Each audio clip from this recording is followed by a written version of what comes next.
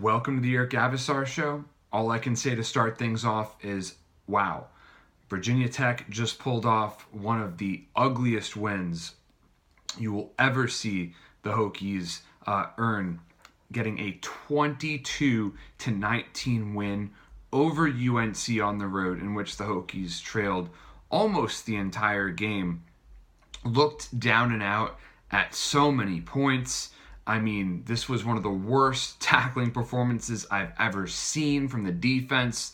The offense looking absolutely anemic at times, but somehow, some way, in a true testament to the grit, the tenacity, and the never say die attitude of the Hokies, Virginia Tech pulled it off and is now still undefeated in the Coastal Division. That's right, Virginia Tech is the only team that is still undefeated in the Coastal Division with a 3-0 conference record.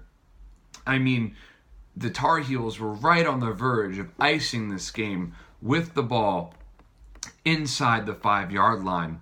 They fumbled it, the Hokies recovered, and from there, Ryan Willis led an absolutely incredible final drive after playing an erratic game at best and atrocious at worst.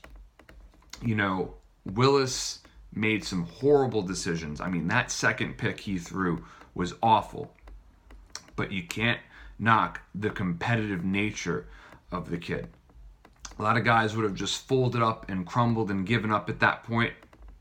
But he made plays. You know, he fooled the entire UNC defense on the opening drive on that 33-yard touchdown run, threw a nice touchdown pass to Sean Savoy. Savoy, of course, had that beautiful stiff arm. But, I mean, look, Ryan Willis is not the Virginia Tech's quarterback of the future. The relief, the joy that came with throwing that 1-yard touchdown pass to Dalton Keene was great, but his decision-making is just not what it needs to be. Too emotional, too hot-headed, you could say, but he's not the answer. Hopefully he can keep carrying the Hokies and doing just enough to win like he did today.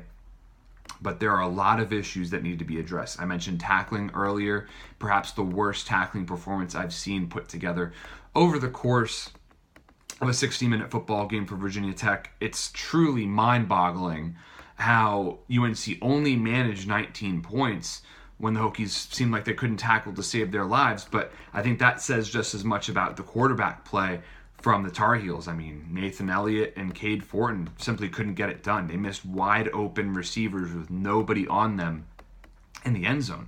So when that happens, there's always hope, you could say. And, you know, the Hokies kept battling. And, you know, it seemed like they were getting ready to shoot themselves in the foot towards the end. Justin Fuente really needs to take a long, hard look in the mirror when it comes to the team's play calling. He might not do it himself, but he is responsible for how the Hokies do from a play calling perspective, and of course with wins and losses. But the play calling, running the ball on 3rd and 20, come on. Running the ball on 2nd and 16, even worse in a sense. It was too conservative. It was too weak. You want to see a lot more aggression from Fuente.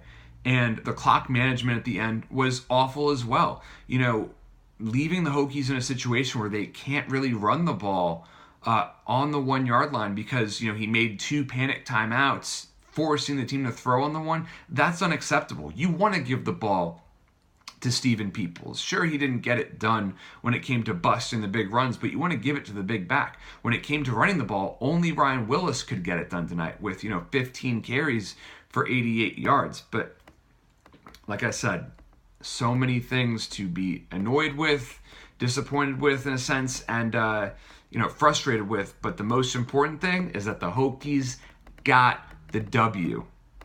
There's going to be a lot of time to assess what the team needs to improve upon as the Hokies head into their bye, before taking on Georgia Tech in Thursday Night Football. I'm happy that the Hokies have a bye. They need to look at what the team needs to improve upon, but considering the team is inexperienced and undermanned, I tip my cap to the Hokies. It doesn't matter if you win ugly or win beautiful. This is winning ugly, to say the least. But the Hokies won, and got to be happy about that. Thank you all so much for tuning in, and please be sure to subscribe to my channel.